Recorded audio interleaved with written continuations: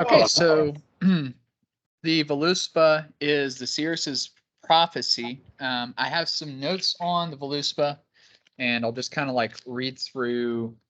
It's going to be very similar to last time, so we'll just read through and identify some of the core concepts. And of course, if you know something I don't, feel free to share. Nothing wrong with that. So, according to the history, there are two versions of the Völuspá. One is in obviously the Poetic Edda, and there is another version that is written in a book called the Hauksbok. So we'll try and do a read through, and then we'll stop and talk about things as we go along. So the Völuspá is the Seeress's prophecy. It literally means the witch's prophecy. It's told through the lens of a necromanced vulva, awakened by the god Odin and interviewed for information on the beginning and end of the world.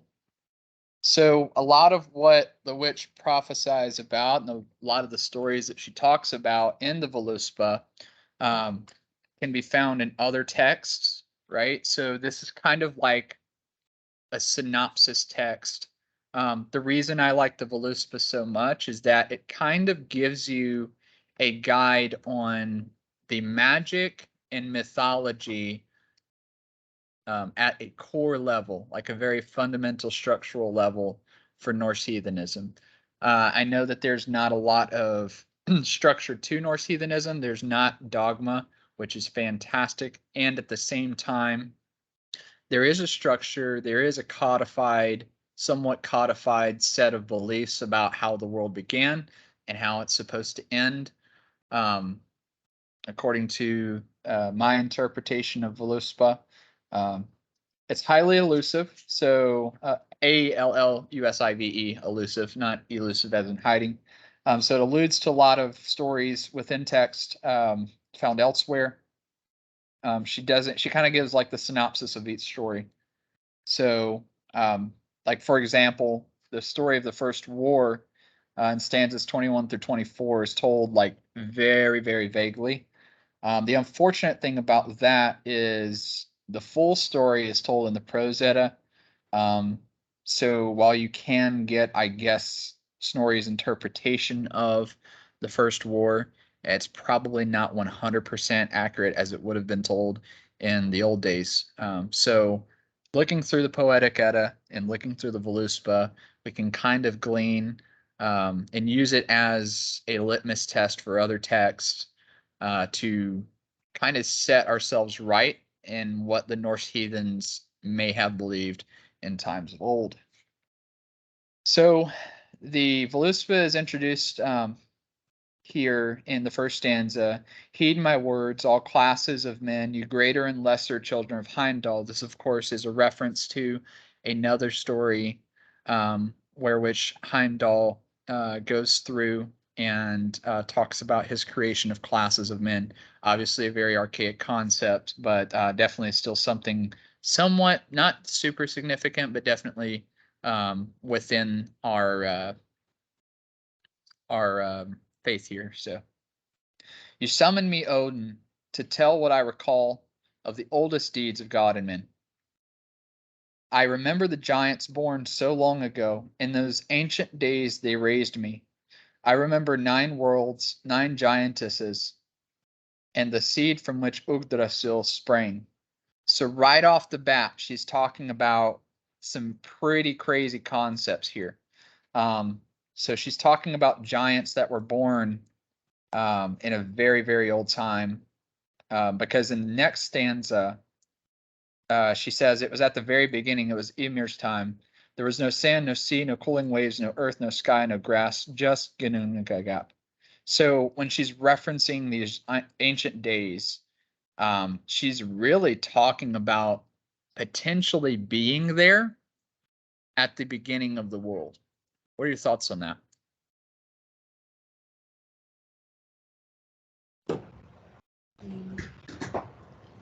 Um,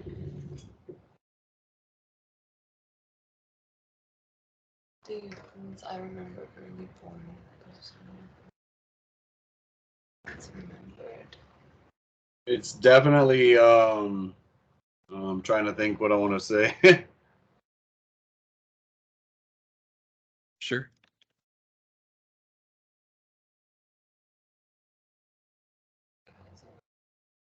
It's a very like epic and authoritative setup for what's about to come next. That's for sure. Absolutely. I think the very first thing that she establishes is that due to her personal experience and her knowledge, she can speak, like you said, with authority on what's about to come, right? So, she's Right. talking about, being there at the beginning of the time, being raised by giants, um, sets herself up as a what we would call in the professional world a subject matter expert. Yeah. So and then also right off the bat, she talks about giants. Okay, she talks about being there at the beginning of time. She remembers 9 worlds, 9 giantesses, and the seed from which Yggdrasil sprang. So she's there before the kind of the core of Norse heathenism's belief, right? So Yggdrasil, the 9 worlds. I mean, all of this is stuff that we're accustomed to and is core to our belief. But this seer is actually saying that she remembers the seed from which Yggdrasil sprang. So she was there before Yggdrasil was even a thing, right? So she's definitely an ancient seeress that Odin has necromanced here, and definitely has a lot to say in the Völuspá. So she says in stanza 4, okay, and kind of so from stanzas 2 to 16, what we have here is the I guess this is just me trying to rationalize. From stanzas 2 to 16, we have the creation myth in Norse heathenism. So she speaks on being there at the beginning of the time, beginning of time. Um, she describes Ginnungagap. She describes Yggdrasil. So those two things, pulling into what Yggdrasil is and its significance. Of course, Yggdrasil is a giant magic tree that connects the 9 worlds together. And you have two very important worlds because they're referenced here, but they're not really described in detail. You'll have to dig through. But the reason I want to park here for a second is that it's very important to understanding the creation myths within Norse heathenism. So you have Niflheim, um, and this would be kind of like a cold place, and you have Muspelheim, which is the land of fire. Land of fire. And then in between these two worlds, my understanding, lies Ginnungagap. So at the beginning of time, you have these two places. One of the other very important things about Niflheim is that it contains within it the Hergulmir, which is the spring of life. And this spring feeds into the 11 rivers within Norse mythology, the Elivardgar. Um, the Hergulmir is something that is attested to on Skjalden.com and Britannica.com. Those are two really good websites to research these concepts. Um, this spring is attested to be something that is tied to life force. When people die, their essence, which is kind of a touchy subject within Norse, they didn't really have the concept of a soul. It's not something that they talked about in that way. But essentially, everything living returns to Hergulmir. It's the spring of life. So we kind of have, in my opinion, on my take on this, some sense of reincarnation, because we know that A spring being a source of things, having channels return to the spring, it feeds back out. There are tropes of cyclical nature. It's not exactly cyclical 100%, but it has a cyclical nature, a return, a birth, death, and return within a lot of concepts within Norse mythology. So Niflheim as a concept has contains a concept, a very light concept of, in my opinion, a reincarnation concept. So, and then of course you have Muspelheim, Land of Fire, Home of Surtur. So those two, the fire and ice melting, creates a void, and within that void is where our story picks up. So Odin and his brothers created the earth. It was they who made Midgard. The sun shone from the south upon the stones of their hall, and the land turned green with growing plant life.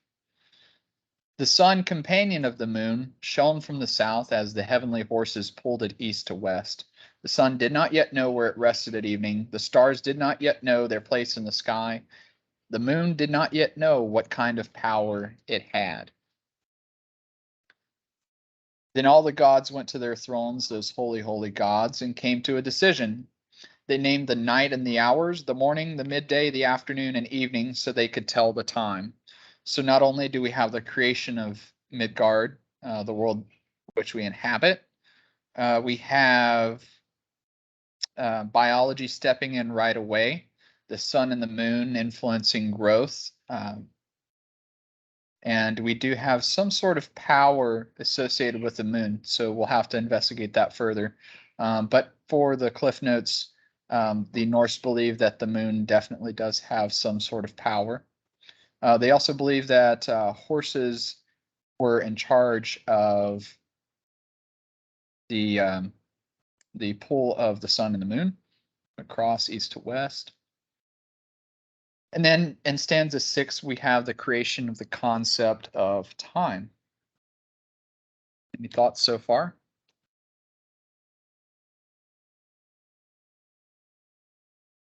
No, nothing so far. I did want to ask which translation are you reading from so we can pull it up and follow along. Oh, sure, absolutely. So I'm using, let's see here. I'm using Jackson Crawford's translation of Völuspá from the Poetic Edda. I believe I did send, I sent out some resources. It wasn't Jackson Crawford's, it was another one. But yeah, that's the one that I'm using just because I had it at hand. It was the one I was taking notes on. Okay, cool. So I'm trying to pull one up online Sure. because, but let's see, I'm not finding. Oh, look, maybe here. I'll keep. If you go to völuspá.org, you should be able to. You should be able to pull it up. There's a copy online at völuspá.org. Okay. It's not going to use the same words, but it definitely can still follow along. Okay, cool deal. In fact, you know what? That's what I'll do. I'll do that so we can both be on the same page. There we go. That'll be fine. Where, let's see, I'm on the page.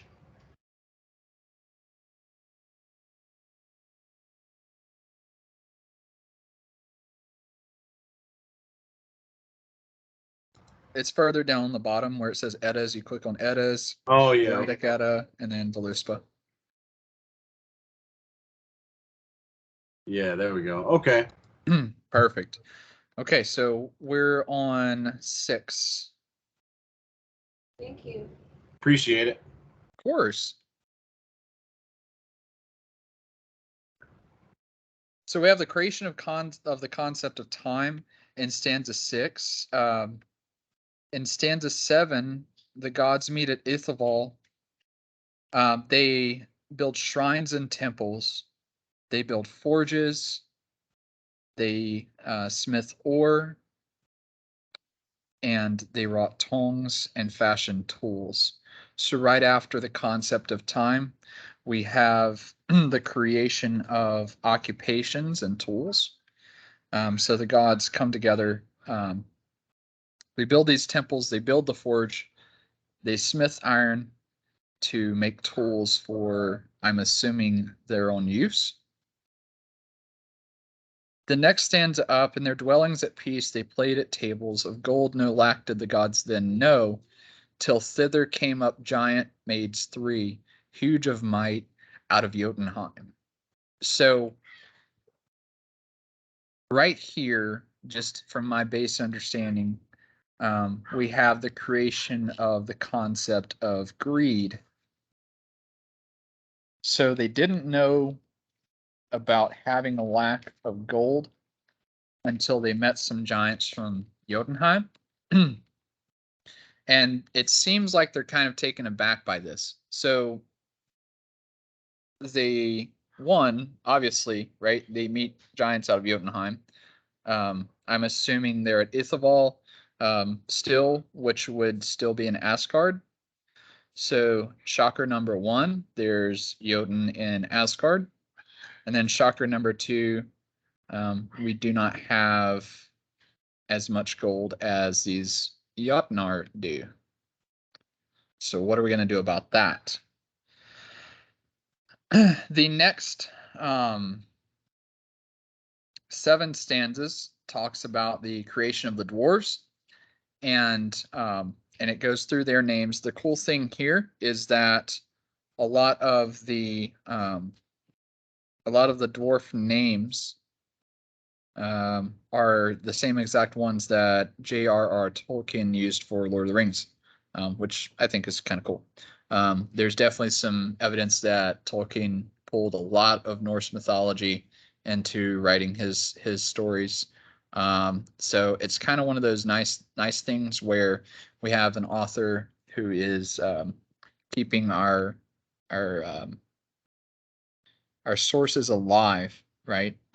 Which is a whole nother talking points that I'm not going to get into today, because we could sit here and talk about different authors who are artistically keeping Norse heathenism alive by use of either stories or concepts or even literal names. So the gods sought out their assembly seats. They held an emergency council. We've got all of this. That one, we have the giants from Jotunheim, like within our sight, and they have more gold than we do. So we're gonna make some dwarves here. So we're going to hold an emergency council to find who should raise the race of dwarfs out of Brimir's blood and the legs of Blaine. Need a little bit more research here about specifically which entities or beings are being referenced here. I'm not going to read, I don't think I'm going to read through the entire genealogy of dwarves here, because basically it lists all of their names down through stanza 15. Yes, it's literally just a list of names. The important thing here is we'll skip down to Völuspá 16 through 20 on völuspá.org here, and we'll continue through. At the end of stanza 16, they say, so for all time shall the tale be known, the list of all the forebears of Lofar. So these dwarves are very significant. One, because as we know, the dwarves further into the lore create several awesome artifacts. Odin's spear being one of them, Thor's hammer, right? These dwarves here are extremely popular, and they remain popular throughout the entire mythology that we have. So I definitely think here, they definitely do mention, they do deserve a mention here, even though it's like literally just name drops all the way through. But the stanza 16 tells us that all time the tale will be known of the dwarves. So very, very important people or beings within our mythology here. Let's stop for a second and get some feedback. What do you guys think?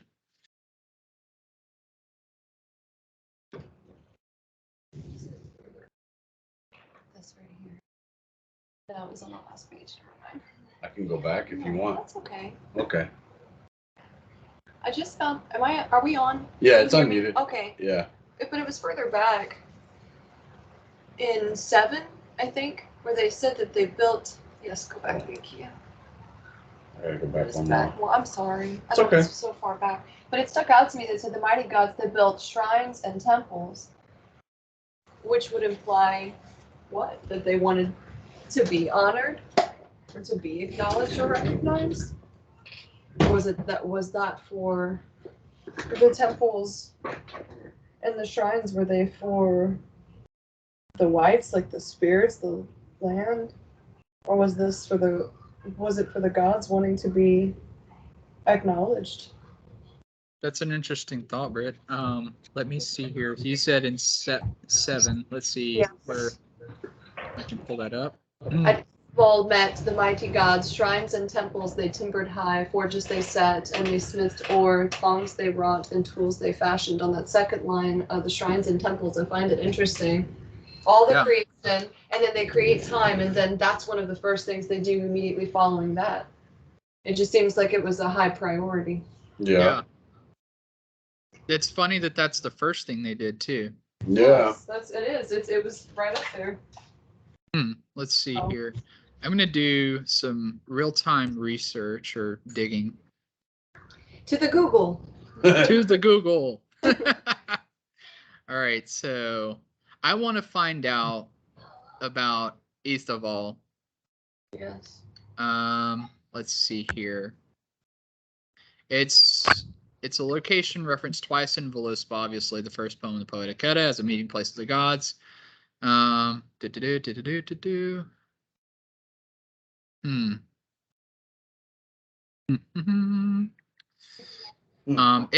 the funny thing is, so Ethoval is actually the same meeting place where the gods meet after Ragnarok.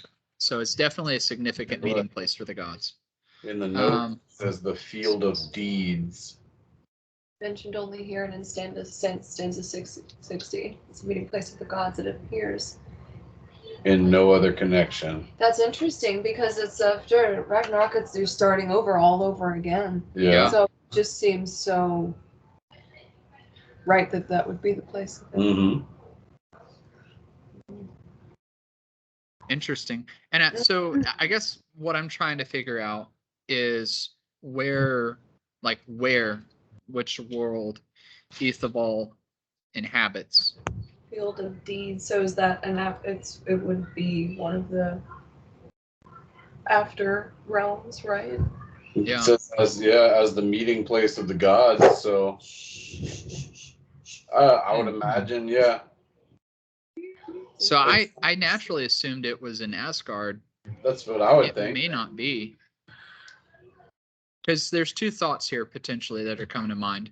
So if Ethoval is in Midgard, which in stanza 4 it speaks on the gods creating Midgard, and then right down into stanza 7 here or 6 there, it mentions Ethoval. So I'm wondering if there's two potential realities.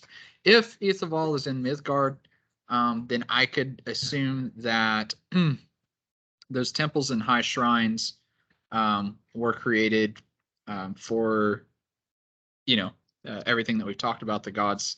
I do know that there is something, I need to research it more, but there are higher powers than the gods in Norse mythology. It's very difficult to get a hold of texts surrounding that. They're only referred to as the Genregin. Oh, I've heard that before. So I think those, so that's one potential reality. That the gods themselves are building shrines to the elder ancient powers. And then two, right? We could have potentially shrines for the whites, the gods, other entities for their own recognition. However, if Ethoval is a realm that is not connected to either Asgard or Midgard. It could be that after they meet at Ithaval, could be the creation of Valhall and other places that the gods inhabit as their halls, potentially. Yeah. Could be a number of things. Yeah. That's a good point. And then as far as the dwarves, do you think it's... I'm trying to hold on, let's see. Then the gods that define who's right. Do you think that is it that they made the dwarves because they started to feel the lack of gold, or is that just is like between 8 and 9 just like a break and it's just going to something else? Like, Yeah. It's connected. You know, it's an interesting, and that's kind of what makes the Völuspá a really awesome text and a very frustrating text, because it depends on your knowledge of other texts to fill in the gaps here. The reason I tend to lean more towards they get greedy over the gold that they see on the Jotnar, and then they create the dwarves, is because of the contributions of dwarves and the rest of the mythology. right. So like in the rest of the mythology, they're creating Odin's ring, Odin's spear, Thor's hammer, you know, like this treasure, that treasure, this really Sif's hair. I mean, Chain on for and on and on Fenrir. and on. Yeah. So, and it's always goldenish. It's always really valuable stuff that the dwarves create. So my thought process here was, since I know that, and they literally go from talking about they didn't notice they had a lack of gold until they met these giantesses from Jotunheim. They literally go from that to, okay, now we create dwarves. Yeah. So it's like, it's almost as if they're like, you know what? We should create a group of people whose sole purpose is to fashion gold and other precious objects for us. Because remember, again, they're getting the entirety of the world that we know set up. Right. You know, and it's almost setting a stage for the future of the mythology at the same time, which I really, really enjoy that it's written that way. Yeah. Let's see, where were we? We were 16. Yep. Yes.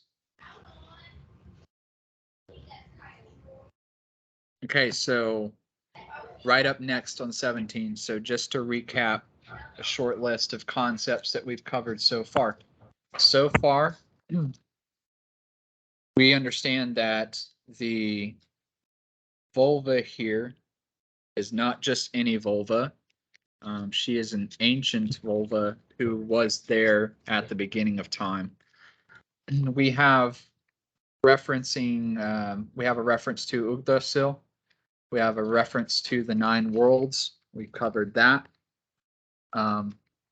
So far, we've covered how the sun and moon impact growth and fertility.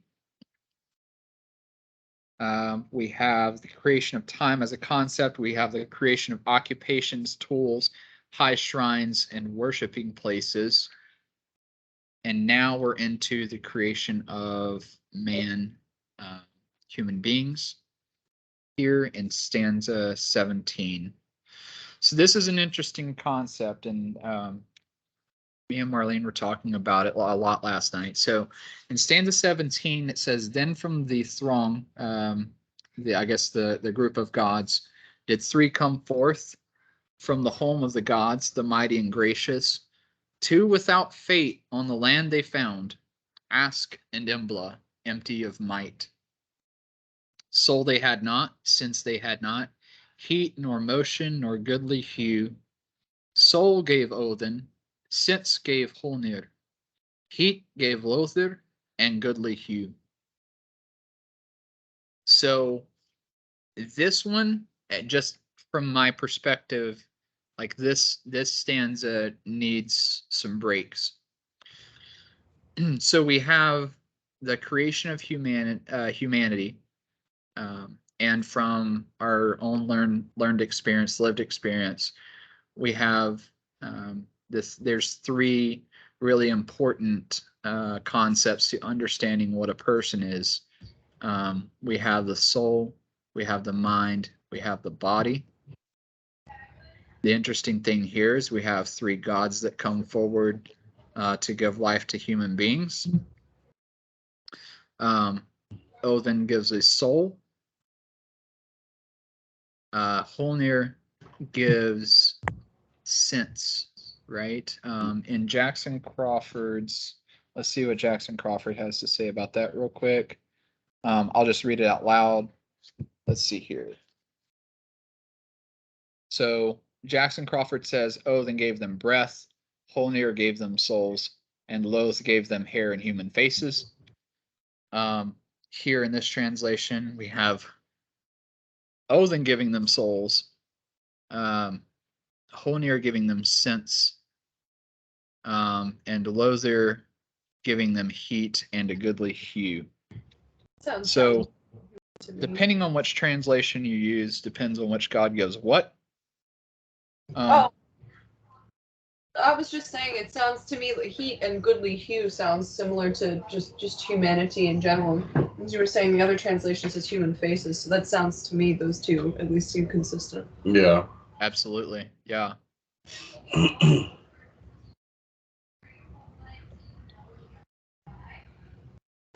But the great thing here is like, no matter what translation you use, you have soul, you have body, you have mind. Right? Because in the translation on Völuspá.org, Odin gives them a soul. Honir gives them sense, or the ability to think, if I'm interpreting that correctly. And Lothar gives them heat and a goodly hue, aka like a body, right? Our own biology, blood flow. But no, I found that interesting because it's, a lot of the concepts spoken in Völuspá are things that carry into 2022 as we understand more about biology and the world in which we live. It's striking. It's funny how biologically accurate some of these ancient mythological concepts are. Or how they can easily be interpreted to be correct. I just think that's pretty neat. Yeah, for sure. Okay, so in stanza 19, we've done some really, really cool stuff so far, and now we're to the point that Yggdrasil is a full-grown tree. Let's see here. It says, "An ash I know, Yggdrasil its name, with water white is the great tree wet. Thence come the dews that fall in the dells, green by Or's well does it ever grow. Thence come the maidens, mighty in wisdom, three from the dwelling down neath the tree. Orth is one named, she has a well. Verdandi the next, on the wood they scored, and Skuld the third. Laws they made there, and life allotted to the sons of men, and set their fates." So we have the creation of humanity, and the very next breath, the Norns arrive and set up life. Reality as we understand it. They set into motion fate. And again, a lot of what we're talking about right now depends on further, deeper understanding. But what are your thoughts? They put laws before life. I don't know if that's significant or just sounded better. Yeah. In that order. I think that's interesting too. What laws do you think they made there? I don't know if it means like the laws do we mean like gravity, or do they mean like laws like not to it is to take love from another man's wife. Something like, this is a concept that seemed like that would come later. So is it a law that's as simple as like gravity or Laws of nature. laws of nature? Maybe, yeah. Something I more tend to lean that way. Yeah. Not like laws, legality, and Yeah. I never thought about it that way, really. I always thought about it as like laws, like, like obey the law. Mhm. I never thought about that. Huh. Well, also to call this out again, there's 3 Norns. And they set law, life, and fate. Ah. That's true. So we're seeing a continuation of the concept of 3 pertaining to humanity, Mhm. Right. in my humble opinion. Yeah, no, sure. And then, yeah. Huh. And that's why I tend to kind of think that, laws of nature cause and effect, Mhm. because we're dealing in terms of law, life, and fate. So, laws of nature, very easy interpretation there. They set essentially they grab time and they string it amongst every human being. They know the exact day that we die. They know the exact day that we're born. So, in addition to that, they set, in my opinion, some general fate keystones. Mm-hmm. Because I think ultimately, like we talked about in the Heathenism PDF last week, you do have control over your fate in the sense that if you change direction, you change outcome. But I think ultimately the Norn's purpose here is to set some general markers that no matter what you do, similarly to Ragnarok, you will always arrive where they intend you to arrive. And, the variables with which you arrive could be all over the place. That's up to you. But I think if we look at it, the Norns establish some key marks Yeah. in our own lives. You have control of the journey, but not the destination. Maybe. Absolutely. No, I would agree with that. Yeah. On your way, you can do whatever you want. But I mean, you're fated to die, just like you're fated to be born. And I think there's several different fates that can be discovered in the in-between. Yeah. If you look at it from that perspective, like you can sit here and think on your own life and know that there are some things in your life that no matter what you did or no matter how you would have lived your life or no matter what choices you made, there are specific things in your life that you arrived to that point and it changed you and it grew you or it set you back, right? It's not always positive, but it has a very significant impact on you. I think when you reach those moments in life, to me, you're reaching a point where you can know the Norn set this fate essentially into stone. You would always have arrived at that point.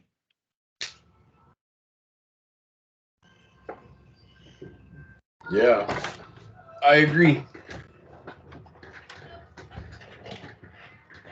So we see a continuation of 3. That's pretty cool. Law, life, and fate, from 3 Norns, who are described here as very wise. So let's see here. I believe we were in 20. Yep, we're in 20. So 21 to 25.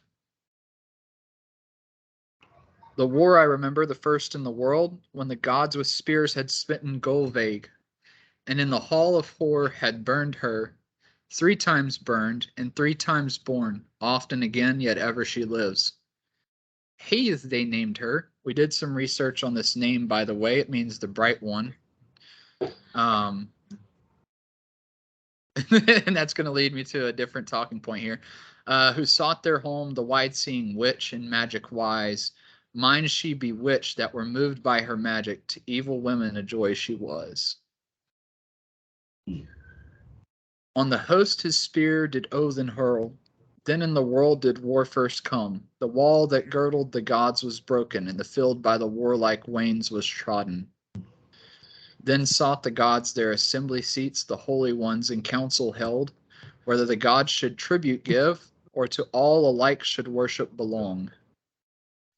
Then sought the gods their assembly seats, to the holy ones in council held, to find who with venom the air had filled, or had given oath's bride to the giant's brood. This is a very confusing translation. Yeah. Let's see here.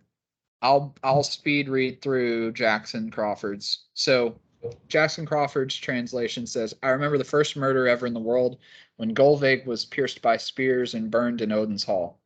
They burned her 3 times. She was reborn 3 times, often killed, not a few times. Still she would live again. They named her Haze when she came into their homes, a sorceress who foresaw good things. She knew magic, she knew witchcraft, she practiced witchcraft. She was the pride of an evil family.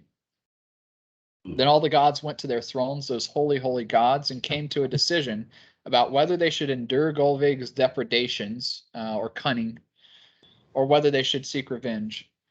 Odin let a spear fly and shot it into the fray. That was the first war ever in the world. The outer wall of Asgard was broken. The Vanir knew war magic. They trampled the valleys. Then all the gods went to their thrones, those holy, holy gods, and came to a decision. All the air would be poisoned with their deceit, or Odin's wife would have to be married to a giant. Thor alone was in the mood to fight. He does not take it lightly when he hears of such things. Broken promises, here, broken oaths and vows, such false speech as even the gods had uttered. Let's dig into this. There's a lot to uncover here. So, in relation to Gullveig, we can assume that she was one of the Vanir, because her triple murder triggered a war with the Aesir and the Vanir. And like we had said earlier, the only other record of this war is within the Prose Edda. So we kind of have to take that one with a grain of salt, because it is written with a Christian perspective, yada, yada, yada.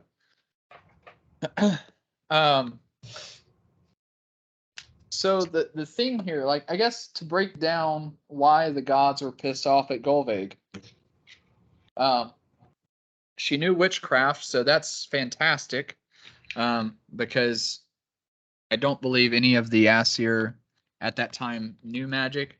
The Vanir as a people, or the Vanir as an entity within Norse mythology, are a class of gods who specifically are skilled within magic and witchcraft. So this is surprising to them, I'm assuming.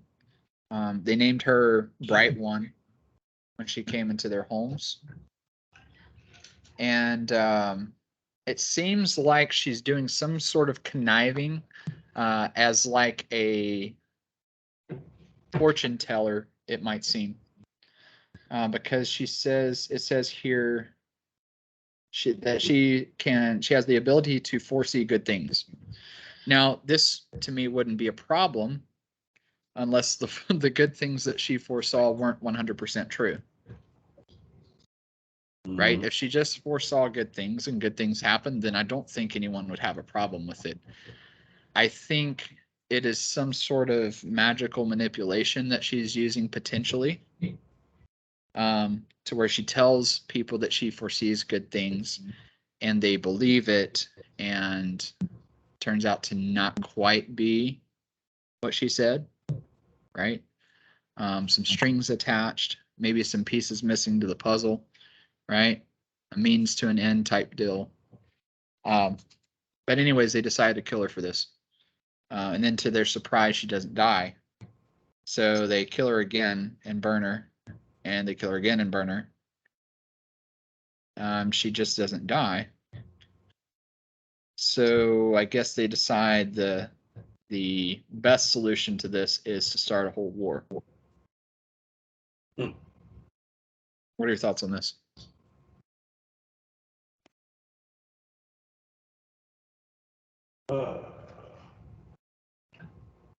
Okay, I'm sorry. I have to ask. This story sounds to me like what I feel like I've read this before, but it's told from Angerboda. Is this name being used interchangeably here, or is it completely separate? I will have to look Three it up. Yeah. signs. Because okay, so while you were talking, I did try and put it in. Angerboda, according to this site that I'm looking at, is also they're using it interchangeably here with the Goldvik, Gold Knight, the bright one. See here. Yeah. Angerboda was burned 3 times for not agreeing to go with what Odin wanted. It's in the book that I'm reading right now, but I know the book is a little bit more fantasy and less. It's based off of mythology, I'm sure. But I'd like to look further into that, maybe after class. yeah. Absolutely. And then in the notes down here, it says that He maintains. Mullenhof maintains that Goldvig is another name for Freya, which is like even more confusing. Probably interpolated seem to symbolize the refining of gold by fire. Yeah. So another name for Freya there too. So this is confusing for sure.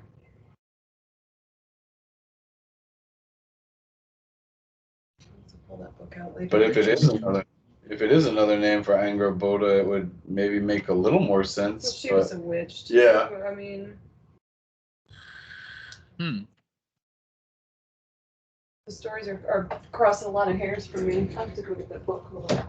Yeah, so it's a little confusing. Yeah.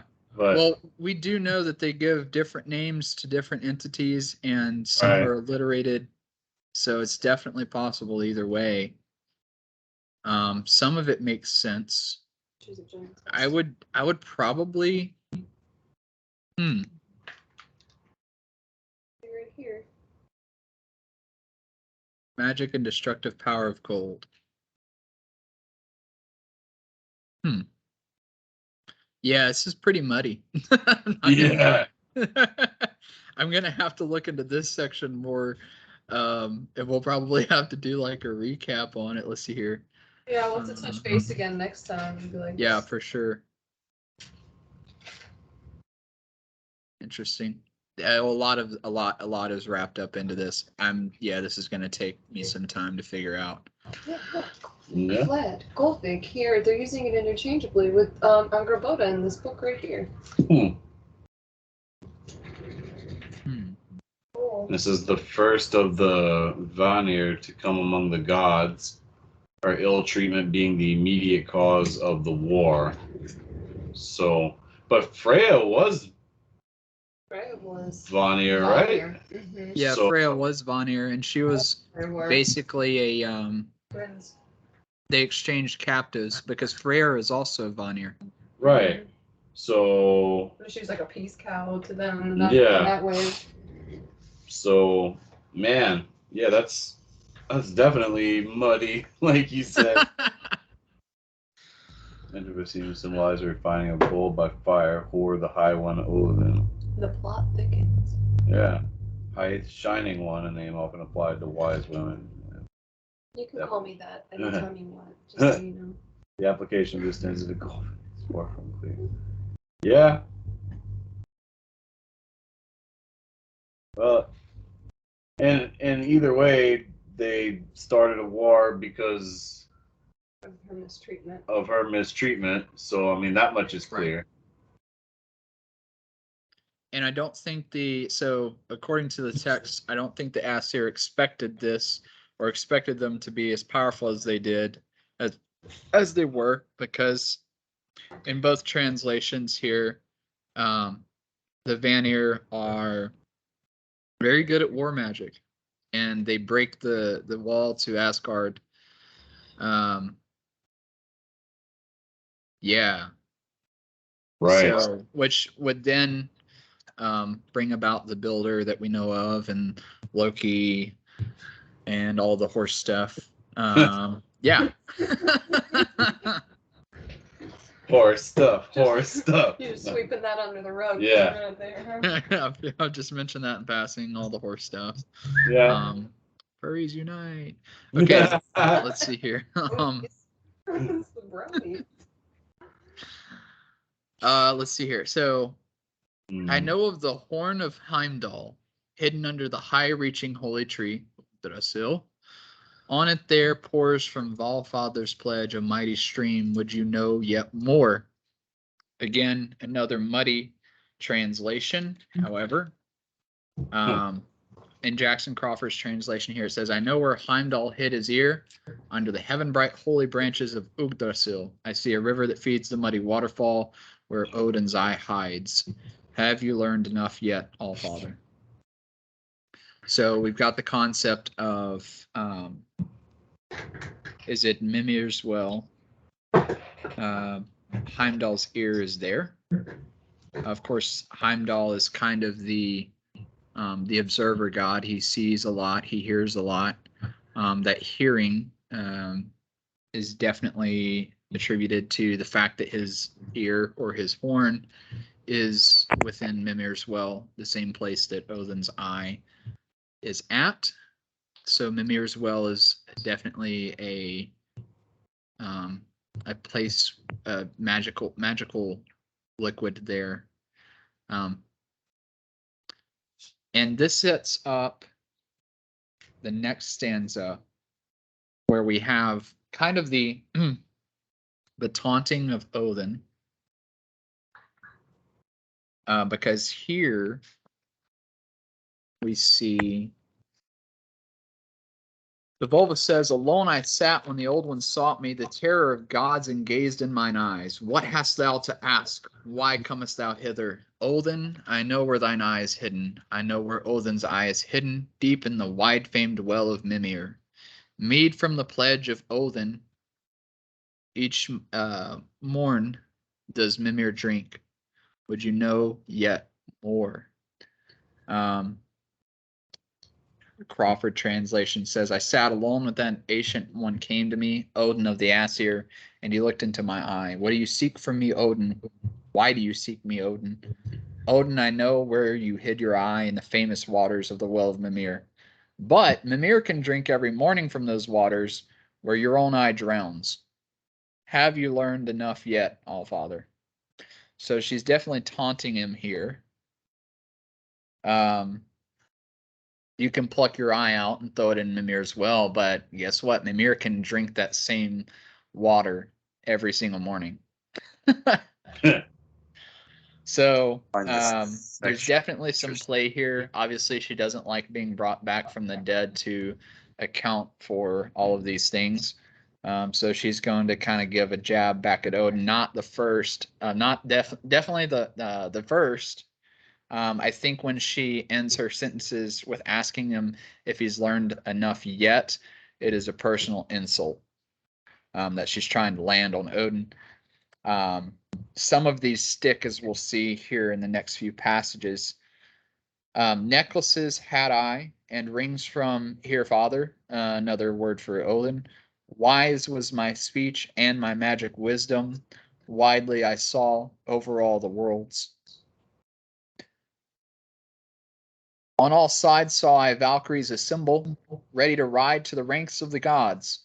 Skuld bore the shield, Skogul rode next, Guth, Hild, Gondel, and Geirskogul. Of Herian's maidens the list have ye heard, Valkyries ready to ride o'er the earth. So we have a list here of specifically 6 Valkyries. We know that we're going to have to fight against pop culture here. Valkyries, the understanding of Valkyries are those riders that claim the dead for Odin and Freya. And we have them listed here. So just like the dwarves, these entities are also extremely important to mythology. Not only do we have Valkyries, but we have specifically 6 with names. They bear shields, meaning they're warriors. And they choose the slain for Valhall. We're interjecting in between personal jabs to Odin. Now to it's becoming a little bit erratic. Not sure what poetic significance this has, but we're kind of like flip-flopping back and forth between jabs at Odin for how insignificant he is compared to what she knows, and just random things that she knows, right? So it might be the fact that she has some additional knowledge that Odin does not. But I think if Odin is in charge of Valkyries, he should probably know their names. So it's kind of erratic here, kind of getting off the beaten path. So we'll see if that has any significance. I know one thing I saw kind of while I was reading through this earlier is the written text almost feels one-sided, where it's her side of the conversation and you don't hear what Odin's asking. But a lot of times I feel like when she asks, "Have you learned enough, Allfather?" According to the Crawford translation, like it's that time where like he's asking her and goading her for more information that he's seeking, because he's like desperately looking for this. So she's taking advantage of it as it goes farther, but she's also running out of kind of prophecy. So she's taking the time to be like, do you really want to know more? Because in the words of the Havamal, if you end up being miserable if you know too much and that kind of thing. So kind of she's goading him with his own words at that point. And then too, on top of that, we know about Odin. Sorry, I'm stuffing my face at the same time. We know about Odin. We know why he cares about this, but we can say it out loud. Why is he necromancing a vulva and asking her to give information? That's the big picture question here. Why is he doing this?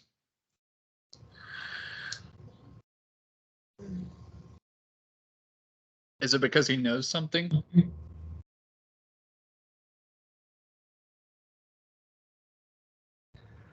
I feel like there's a baseline, like the surface level thing would be he's trying to gain information.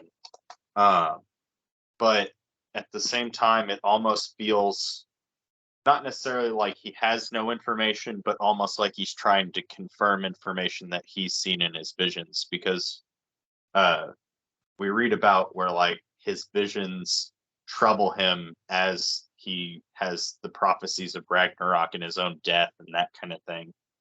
So it feels almost like he's so sequestered and surrounded by these worries and fears that he's resorted to necromancy to try and find a glimmer of hope in all this confusion that he's having. Absolutely.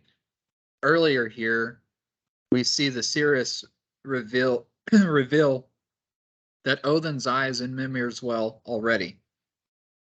He's already gained a lot of the power that he has, right? At one point, Odin is a different god before he sacrifices himself and plucks his eye to gain the knowledge, wisdom, and magical power that he has. He has that as he's speaking with the Cirrus. She knows this. She says it out loud. He's necromancing a vulva, not just any vulva, but a very specific ancient one, because he's trying to find out about Ragnarok. And she literally will not tell him until the very end. And along the way, she's throwing these jabs at him. And I think the next one is, and I almost think that, listing the Valkyries is almost an additional jab, because it's completely irrelevant to anything that we're talking about right now.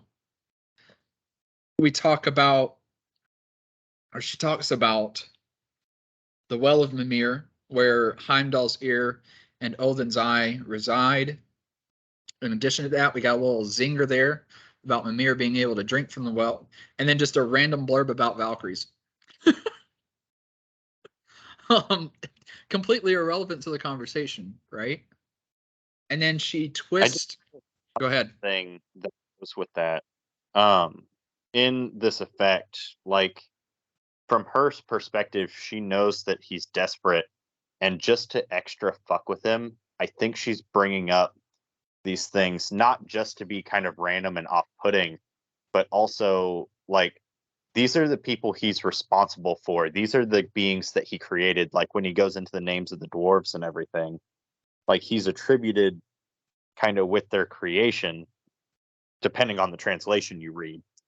But these are the people he's responsible for, and he's so worried about this. So she's like, yeah, and think about how all these different named people that you're responsible for, you made, or you care about, are gonna fucking die. Like it's that extra, just like, fuck you, and you're gonna kill all your friends in the process. Yeah. Absolutely. This next one is going to really sting Odin because we know how important Balder is to Odin. In the translation from Völuspá.org, the seeress says, I saw for Balder, and how does she describe him? The bleeding god. That's the very first way she describes him. Oh, by the way, I saw for Balder, your dead son, the son of Odin, his destiny set, famous and fair in the lofty fields, full grown in strength, the mistletoe stood. From the branch which seemed so slender and fair came a harmful shaft that Hoth should hurl. So she jabs at him, talks about Valkyries, and then the very next sentence, in Crawford's translation, the very same thing. I saw Balder, the bloodied victim, Odin's son, resigned to his fate. So she says, the brother of Balder was born ere long, meaning he was very young, one night old, fought Odin's son. His hands he washed not, his hair he combed not, till he bore to the bell blaze Balder's foe. But in Finsalir did Frigg weep sore for Valhall's need. Would you know yet more?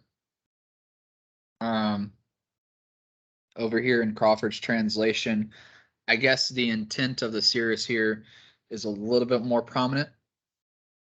The same thing. I saw Balder, the blooded victim, Odin's son, resigned to his fate. There stood the mistletoe, growing slender and fair, high above the plain. So magical mistletoe. That tree which seemed harmless caused a terrible sorrow when Hoth took a shot. Balder's brother was born soon thereafter. He was Odin's son. He took vengeance while he was still just one night old. So we have murder by child here. He hadn't washed his hands nor combed his hair when he put Balder's killer on the funeral pyre. Frigg wept in Finsalir for the woe of Valhalla. Have you learned enough yet, Allfather? So yeah, and I think in my opinion, it's like, right, some sort of dualism here. We know in the Havamal, if you know too much, you're miserable. And at the same time, she knows why he's there. And she's just like egging him on, man, like just giving him absolute terrible time with talking about everything significant to Odin, except for what we know he's after, which is details about Ragnarok. What are your thoughts here?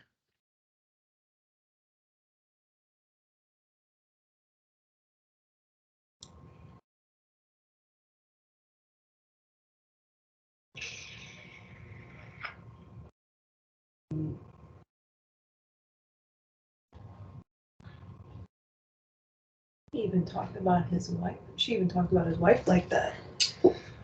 Ouch. You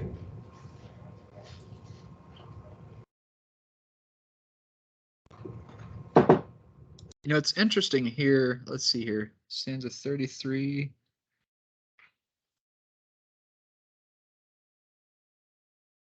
So in the Völuspá translation, Völuspá.org translation, in stanza 34, we say, "Then did volley slaughter bonds twist, made fairly grim where those fetters of guts. One did I see in the wet woods bound, a lover of ill, and to Loki like. By his side does Sigyn sit, nor is glad to see her mate. Would you know yet more?" So again, she's referencing something that we are assumed to know. So Loki is tied up in the woods somewhere. It seems to be tied up with guts. Does anybody know anything about that?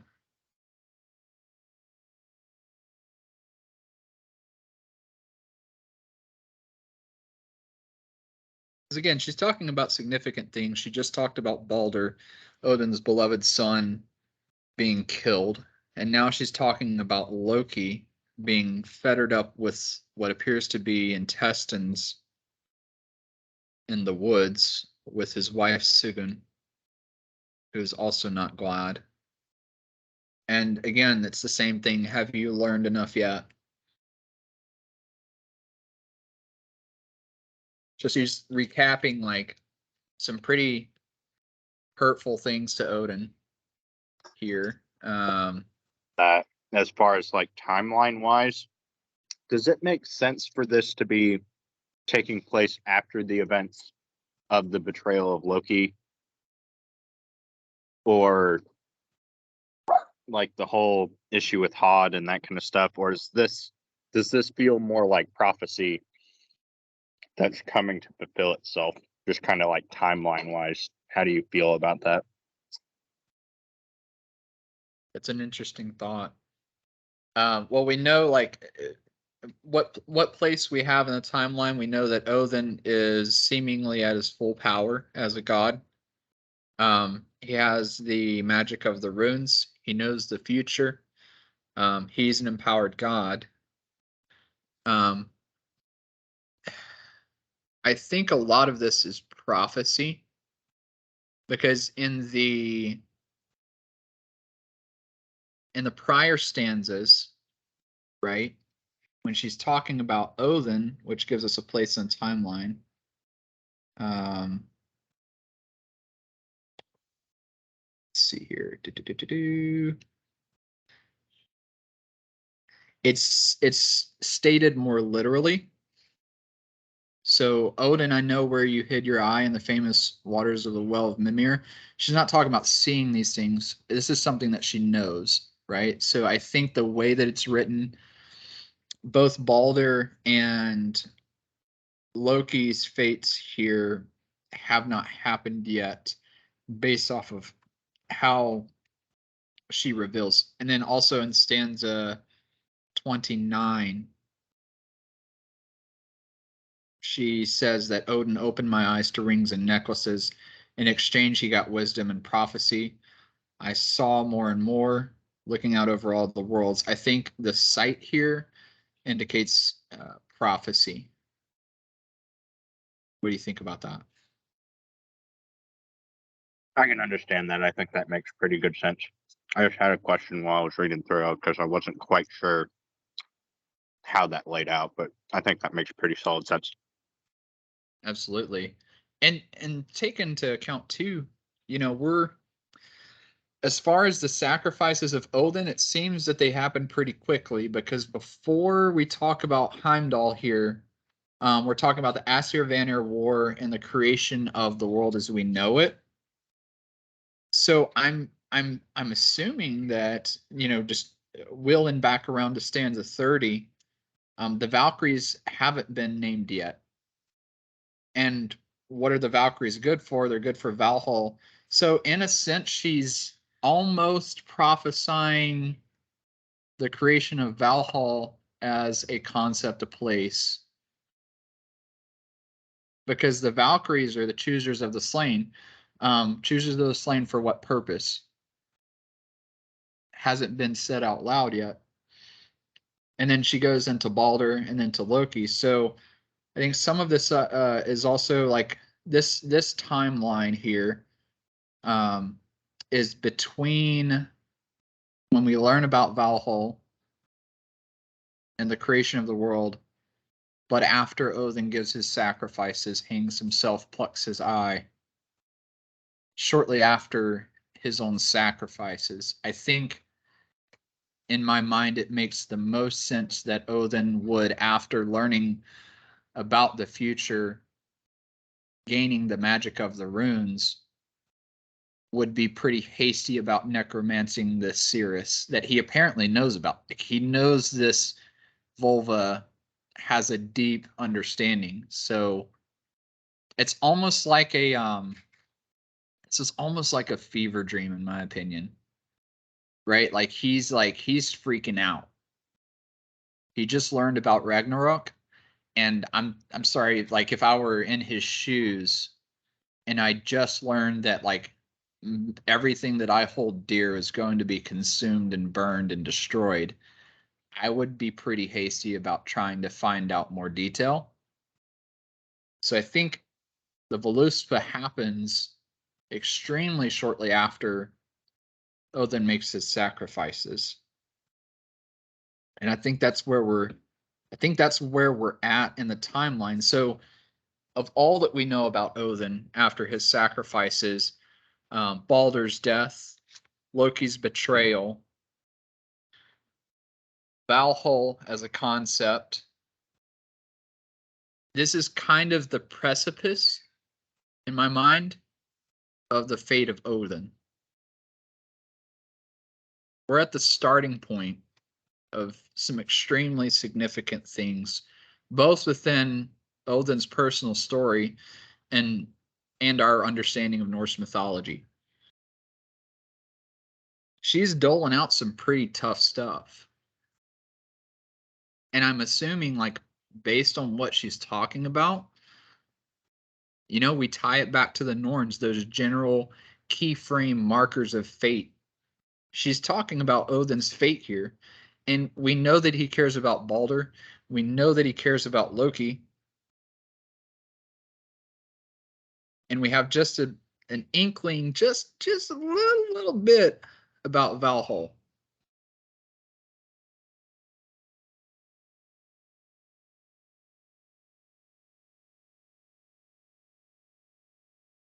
It's pretty big.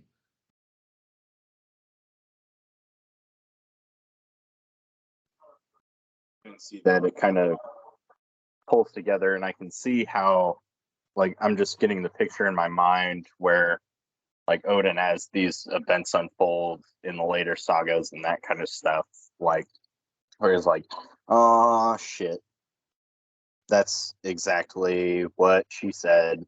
Like, it's kind of almost a deja vu thing, and a lot of those end up being attributed not necessarily to things that Odin himself does, but he witnesses, because like the binding of Loki wasn't done by Odin, and the death of Balder wasn't done by Odin, and there was nothing. He doesn't know where it comes from. All he knows is like what the weapon is. Basically, he's like half of a game of Clue, if not maybe a third.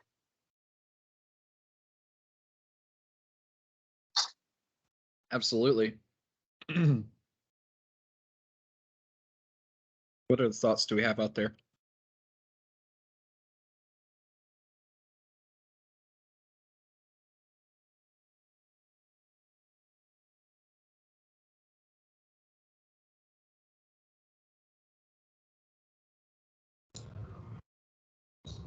We don't really have anything really to add, but we both pretty much agree with all of that for sure. Cool. So if talking about Loki and Balder wasn't enough, she digs a little bit deeper. We're talking about death, things dying. We're starting to get into the thick of it. So why not top this off with the different afterlives of these awesome people that Odin and his brothers created? Why don't we learn about their demise and how it sucks to be a human, since we're already digging deep into Odin? Might as well dig a little bit further. From the east there pours through poisoned vales in stanza 36, with swords and daggers the river slith. Northward a hall, and neath a veiler of gold there rose for Sindri's race. And in Ulkelnir another stood, where the giant Brimir his beer hall had. The giant's having a great time. A hall I saw far from the sun, on Nastrond it stands, and the doors face north. Venom drops through the smoke vent down. Far around the walls do serpents wind. I saw there wading through rivers wild, treacherous men and murderers too, and workers of ill with the wives of men. There Nethog sucked the blood of the slain, and the wolf tore men. Have you learned enough yet?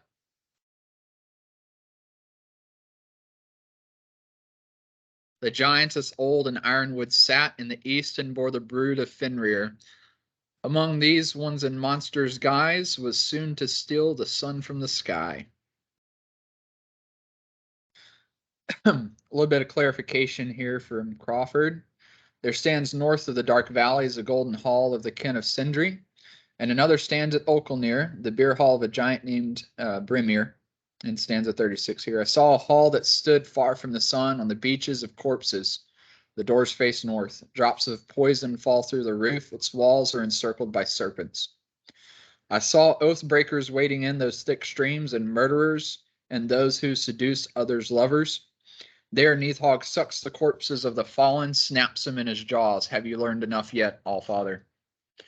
In the east sat an aged giantess in ironwood, and there she raised Fenrir's brood. Among them is a certain one who bites the moon into a troll's shape.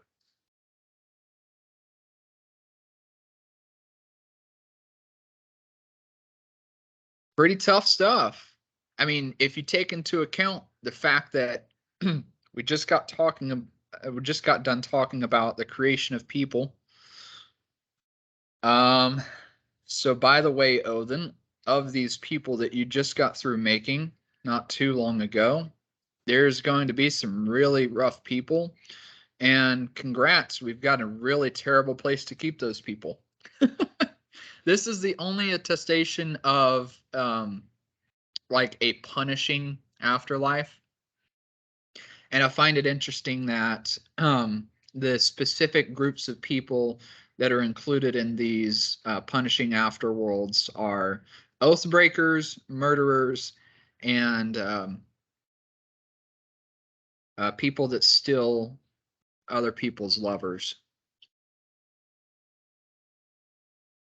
So we can say for sure that within Norse heathenry, within what our belief system is and what would have been believed in the olden days, oath breakers we don't take kindly to. If you make a promise, you must keep it.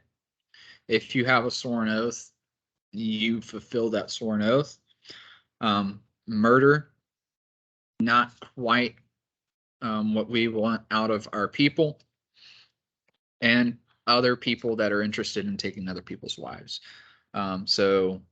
Basically, those three types of people for sure are not good people.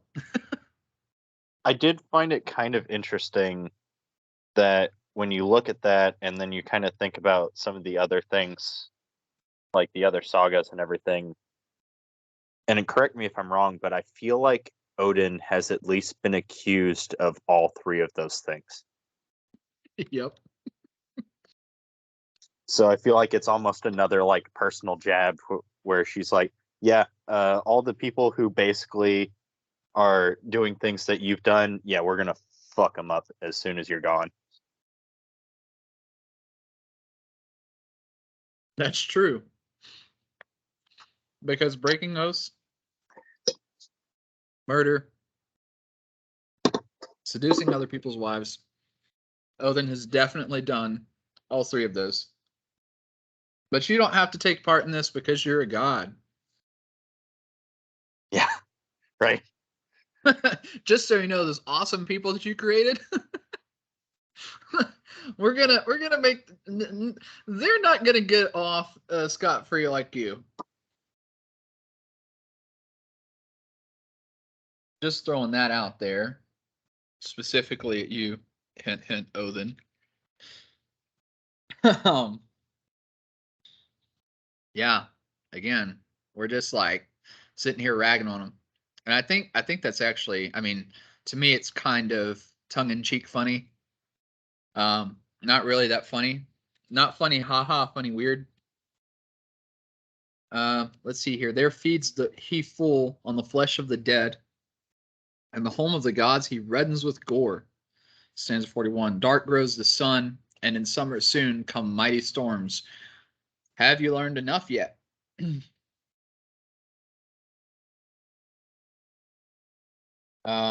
Same stanza, well, different stanza numbers. Dead men feed their lives to the wolf. The home of the gods turns red with gore. The sun shines black through the summers. The weather is never cheerful. So at the same time that this stuff is happening, on a hill there sat and smote on his harp Egther the joyous, the giant's warder.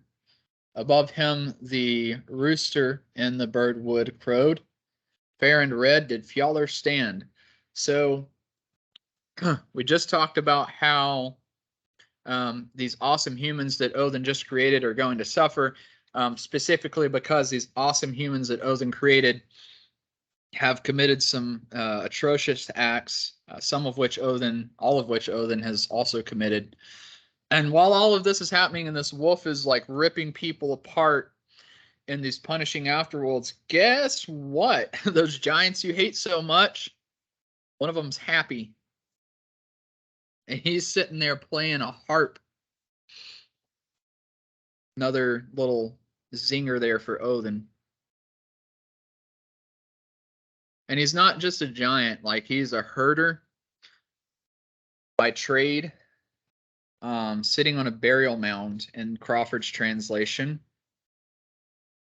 So probably one of the least respected trades is very herders historically have not been well respected, like shepherds and things like that. So a giant, not just a giant, but probably a giant that does one of the least respected occupations, who also happens to be sitting on a burial mound, is happy playing a harp. Not sure what to make of that. I do see it as a jab because I know how much Odin hates the Jotnar. So this is a Jotnar, a shepherd Jotnar, who's also sitting on a burial mound, happily playing a harp. And a bright red rooster. Well, I think that kind of plays to, like, if a shepherd can sit there while this is happening and just happily play his harp, there's just no threat to him. Like, they pose no threat at this point. He poses no threat because he's just sitting there carefree, enjoying the happenings and watching them suffer and that kind of thing. And we know that in the mythology, the Jotnar are, at the very least, anti-gods. They're constantly a problem for the Aesir, right? So since we know that, we find in this stanza one of the most hated entities by the Aesir being completely unbothered by the Aesir. I think that's also, in addition to a personal insult, it's a hint at what's to come, because none of the Aesir are bothering our Egther here. AKA they're all dead.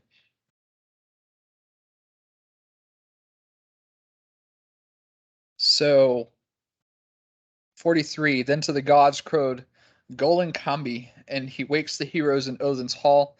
Beneath the earth does another crow, the rust-red bird at the bars of hell. So we're getting to the parts that Odin wants to hear about. So we've got like a rooster crowing. So in Jackson's and Crawford's translation here, near the Aesir sings the rooster named Golden Comb. He wakes the men who fight for Odin, Lord of Battle. So cock-a-doodle-doo, Valhall inhabitants, it's time to pick your sword up. And at the same time, at Golden Comb crows, another one crows below the earth in the halls of hell. Hel. Just side note, it's not the same thing as a Christian hell. It's a different world entirely. But the significance here is we've got essentially the horns of battle on opposite ends of the spectrum. One group of people that are chosen to fight for Odin, and another who are essentially bound by duty to the goddess Hel, who is also happening to be Loki's daughter. Correct me if I'm wrong.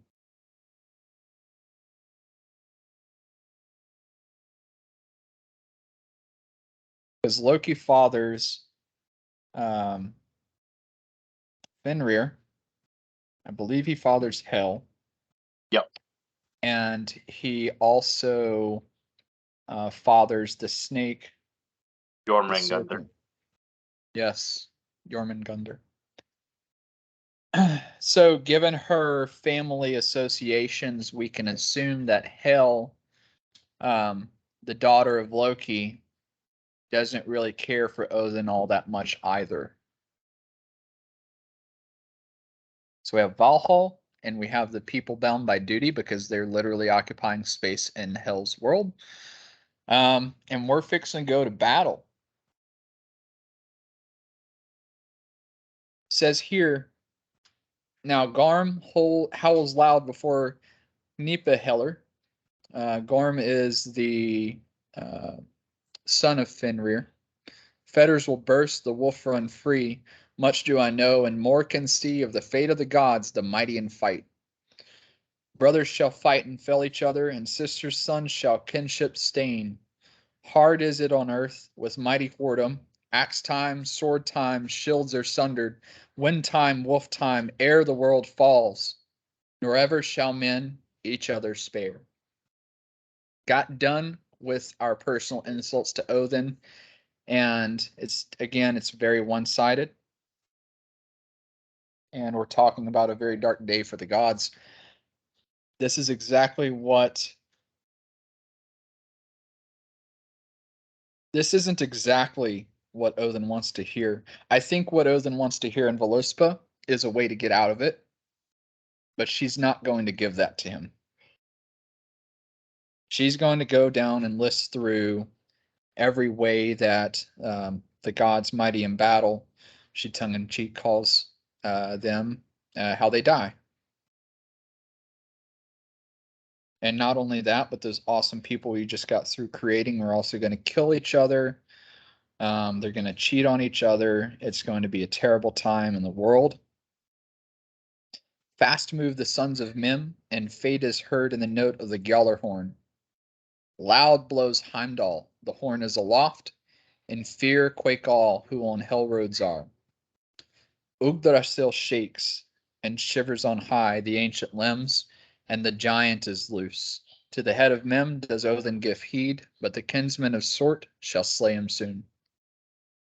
How fare the gods, how fare the elves? All Jotunheim groans, the gods are at council. Loud roar the dwarfs by the doors of stone, the masters of the rocks. Would you know yet more? Have you learned enough yet? And again, now Gorm howls loud before Nippeheller. The fetters burst, the wolf runs free. Much do I know, and more can see of the fate of the gods, the mighty in fight. From the east comes Hrum, which with shield held high. In giant wrath does the serpent rise, o'er the waves he twists, and the tawny eagle gnaws corpses screaming. Naglfar is loose. So I'm going to hop over to Crawford's translation here. It has a little bit more, a little bit less archaic words here. Again, it's getting muddy over here on Völuspá.org. It appears that Gorm may not be the son of Fenrir. Looks like he may be. Yeah, I think Gorm is also another name for Fenrir. My apologies here. So in Crawford's translation, we see Fenrir howls terribly before the doors to hell. The wolf will break its bonds and run. That makes a little more sense. I know much wisdom I see deep in the future, all the way to Ragnarok, a dark day for the gods. Brothers will fight one another and kill one another. Cousins will break peace with one another. The world will be a hard place to live in. It will be an age of adultery, an age of the axe, an age of the sword, an age of storms, an age of wolves. Shields will be cloven. Before the world sinks in the sea, there will be no man left who is true to another. The giants are at play, and the god's fate is kindled at the blast of Gjallarhorn. Heimdall blows that horn hard, holds it high aloft. Odin speaks with Mimir's head. The old tree sighs when the giant shakes it. Yggdrasil still stands, but it trembles. We also have just threaded in there the fact that Odin is speaking with Mimir's head, implying that Mimir's body is not connected to it. Again, supposed a highly elusive. We want to dig into that and see what the meaning behind that is. Any thoughts so far?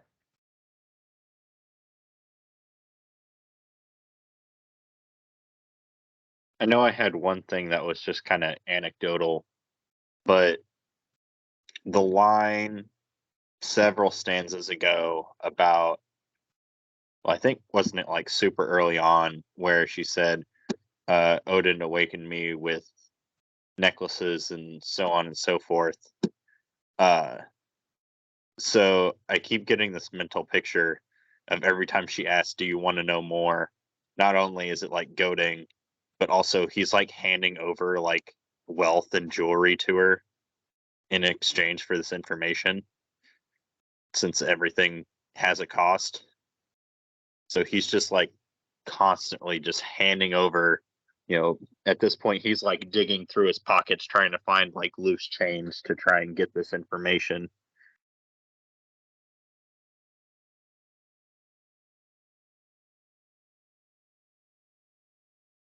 Yeah, absolutely. I didn't even realize that, but that makes a whole lot of sense.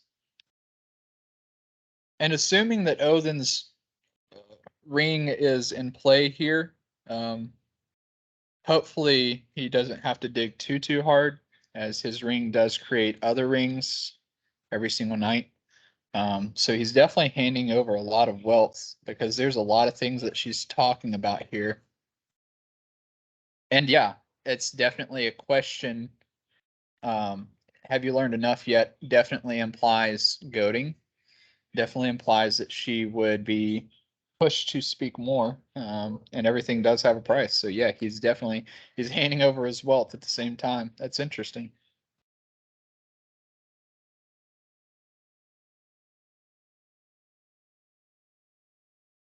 So we just got through talking about Hrum. Hrum advances from the east with the shield before him, and the Midgard serpent is in a monstrous rage. The serpent beats the waves, and the eagle screams eagerly, splitting corpses with its pale beak. Naglfar, the giant ship, is released. Okay, awesome. So we have here a ship belonging to the Jotun. We understand that Loki is from Jotunheim. So when the ship is released, it does not signal a very good thing, but it's released nonetheless. Let's see here. And this, I mean, that's kind of one of the awesome things about Völuspá, is it's very chock full of a lot of things, right? So at the same time, I want to introduce you to Norse heathenism, the religion with homework.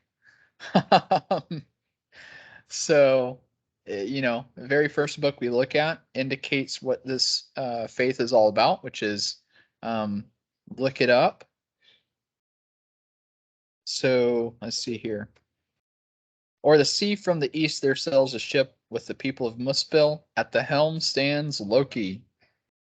After the wolf do wild men follow. So Loki some way gets out of his gut chains. And with them the brother of Bylist goes. Sort fares from the south with the scourge of branches. The son of the battle god shone from his sword. The crags are sundered, the giant women sink. The dead throng hellway, and heaven is cloven. Crawford's translation here. That ship sails from the east, bearing giants over the sea, and Loki as its captain. The giants are coming together with Fenrir, and Loki too is with them on that voyage. What news from the gods? What news from the elves? All Jotunheim is roaring. The Aesir are in council, and the dwarves, creatures of the mountains, tremble by their doors of stone. Have you learned enough yet, Allfather? Sword comes from the south with a bright light in his hand. Yes, the sun shines upon the sword in his grasp. The mountains collapse, the trolls fall. Men walk the roads to hell, and the skies divide above. And we are almost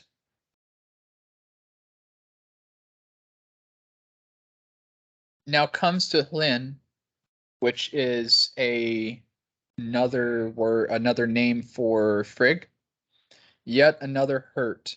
So she's already cried for Balder, and now she's about to cry again.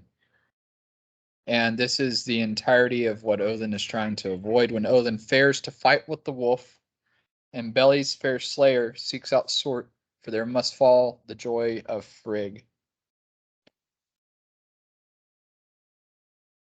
Then comes Sigfather's mighty son, another name for Odin, Vidar, to fight with the foaming wolf. In the giant's son does he thrust his sword full to the heart. His father is avenged.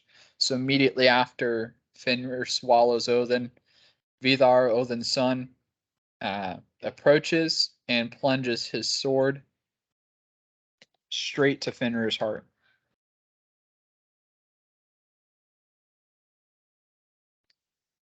But he's not fast enough. Hither there comes the son of Hlothin. The bright snake gapes to heaven above. Against the serpent goes Odin's son. So we just got through talking about Odin. Now we're going to talk about his son, Thor, Earth's son, Odin's son, to fight the Midgard serpent. Let's see what we have further on.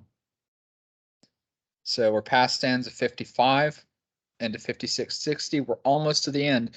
Again, like we said earlier, she's waiting till the very, very end of this book to talk about what Odin wants to talk about, and at the same time not talk about what Odin wants to talk about. She's going to tell him exactly what he already knows.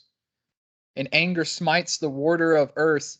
Forth from their homes must all men flee. 9 paces fares the son of Fjorgun, and slain by the serpent, fearless he sinks. This is the death of Thor. So we have the death of Odin, the death of Thor, and right after this, the sun turns black, earth sinks in the sea, the hot stars down from heaven are whirled. Fierce grows the steam and the life-feeding flame till fire leaps high about heaven itself. So this massive fire from Sort is absolutely demolishing the world. Now Gorm howls loud before Nipahiller. The fetters will burst and the wolf run free. Much do I know and more can see of the fate of the gods, the mighty in fight. Any thoughts so far?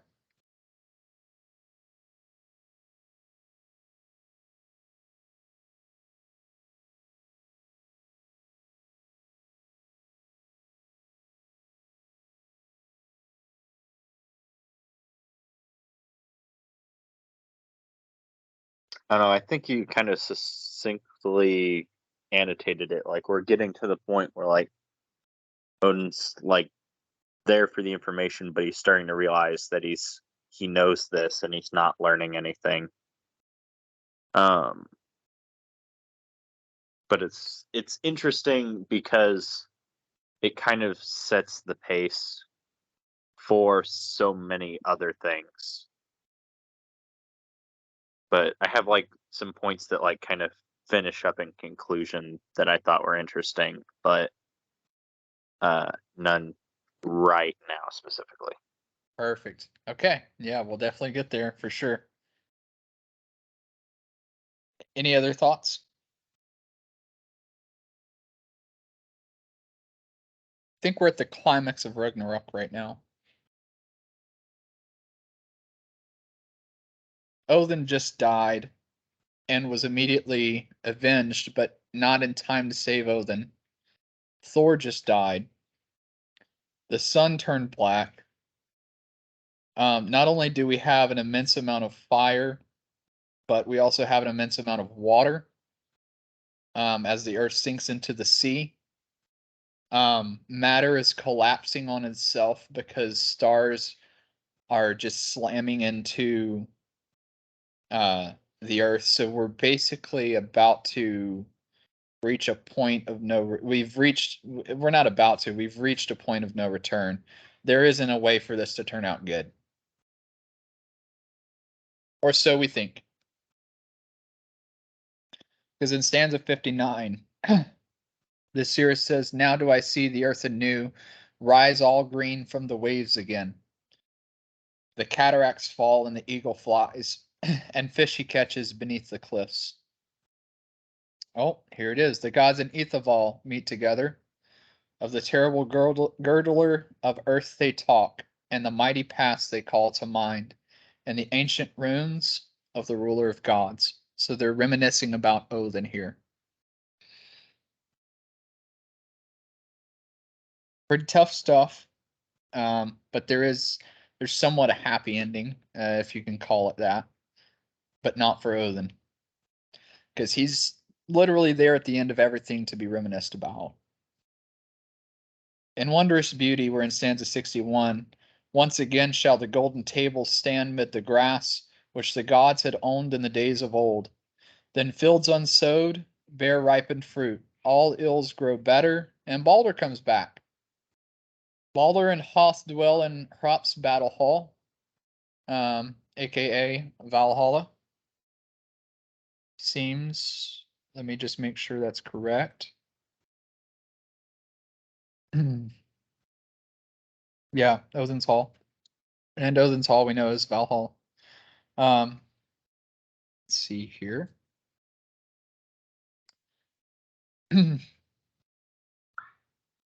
Have you learned enough yet? Then Honir wins the prophetic wand, and the sons of the brothers of Tvegi abide in Vindheim now. Have you learned enough yet? So we're listing off gods that make it past Ragnarok.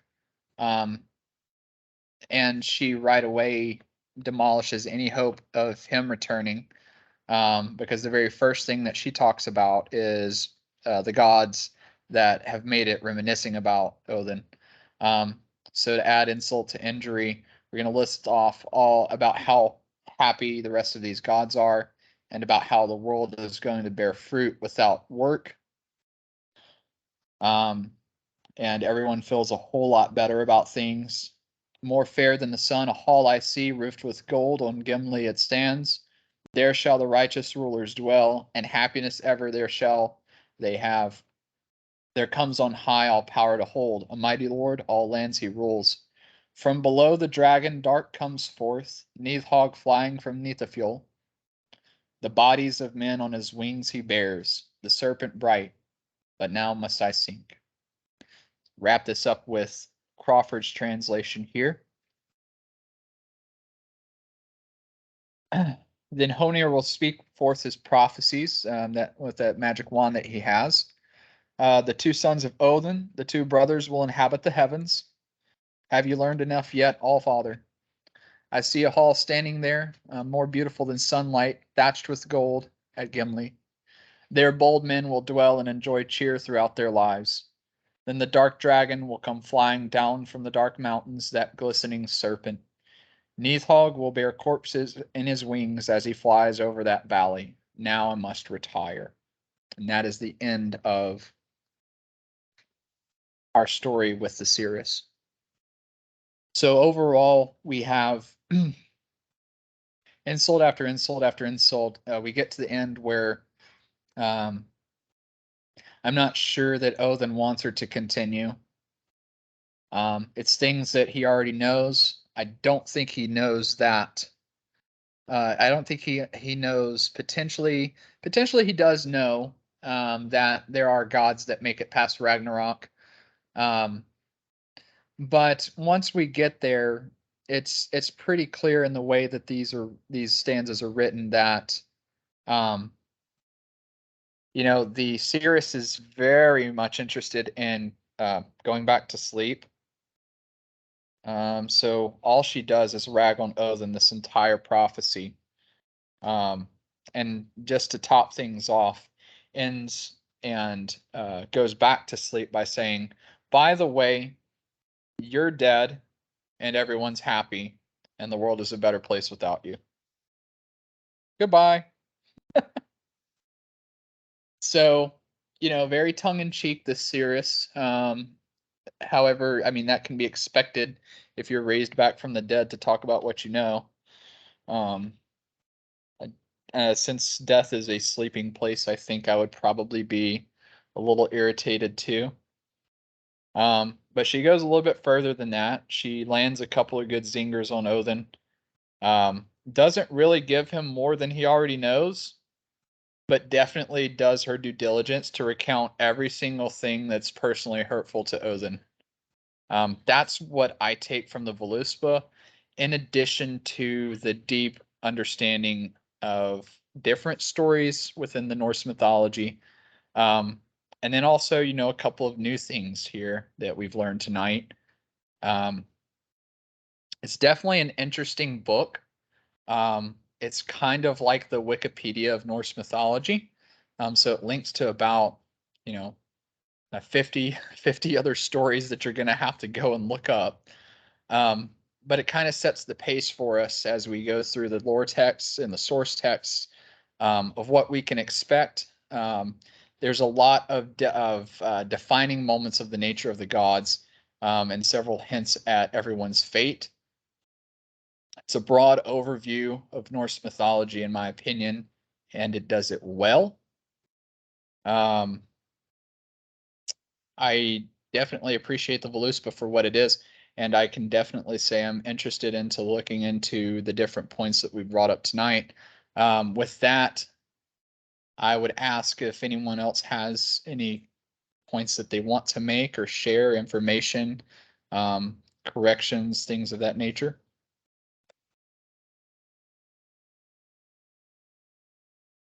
I know I had the one thing just in the lines you were mentioning about Suter and like his coming and how the earth is just overtaken with fire as like stars rain into it.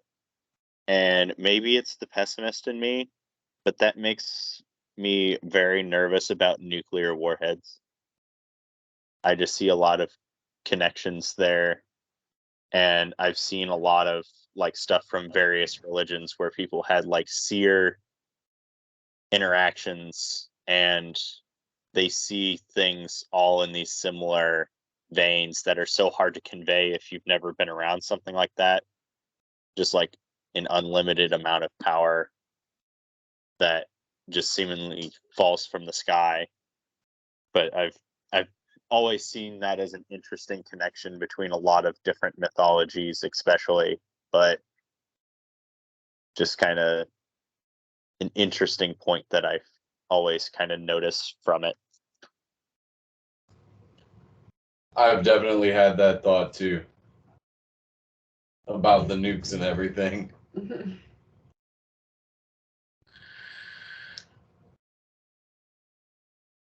Yeah. the way that I read it with the stars falling to the world, I'm not so sure that I see nukes as much. That's not a disagreement, more so than it is like a difference in interpretation. It tells me that matter is collapsing on itself at the end of everything. And that to me speaks of a black hole, which makes me very nervous because I know that that's technology that we're playing with right now. But I digress. Could be The giant fire meteorites like the dinosaurs too. Like just take everybody out. Mm-hmm. A Big Bang. That would be epic, wouldn't it? The full circle of the Big Bang. Yeah, Yeah. definitely. Wow.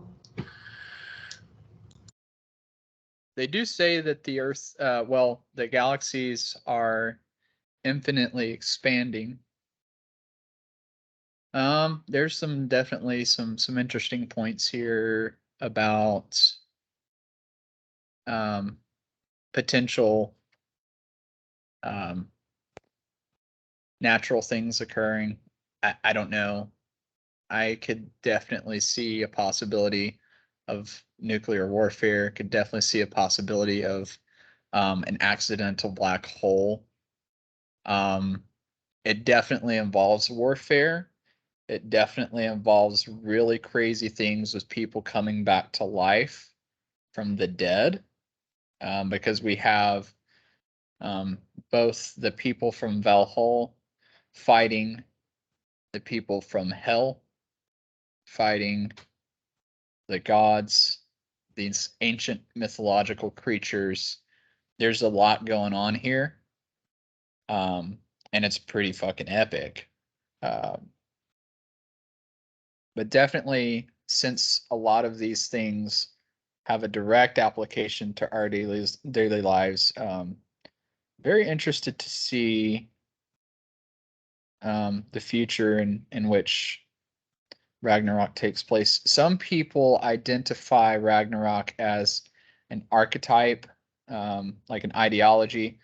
Some have made theories that Ragnarok essentially happened when forced Christianity took place. But I think within the Völuspá, it's pretty understood that what she's prophesying about are literal things that will happen or have happened. That's just my take on it. So I'm not sure that the Völuspá, in my opinion, is an archetype or a metaphor for anything. But I think it's more along the lines of what Ben was saying, of like ancient people trying to describe something that they don't fully understand, and that's literally what magic is technology that we don't understand. So I think it's more of I think of it more in that vein of thought, which is like, whatever it is, it's definitely something literal, and whatever it is, it's a definition or a description of something that they didn't understand at the time, because they'd never been around nuclear warfare, right? Or the CERN that's been constructed. But anyways, some interesting things here. Definitely some eye openers towards different stories. And that's pretty much all that I have for tonight. I'm glad that we went through the Völuspá. Next week we'll tackle the Havamal, or at least at best a section of the Havamal, because that's also a pretty thick book. And that's going to go into more of like codes of living. If I could describe the Völuspá, I would describe it. I'm codifying these things as we go along. So in my mind, the Völuspá is a tale of mythology, mysticism, and spirituality, magic within our religion for me. And then within the Havamal, I see a code of living applicable to all people. Most of the statements within the Havamal, there's some very archaic things within the Havamal that don't quite fit a 21st century worldview. So we've covered the outline of magic and mysticism. Next week, we'll cover the code to life, and how you should treat other people and act yourself. That being said, I'm going to stop the recording and we can chat. Same bat time, same bat channel next week.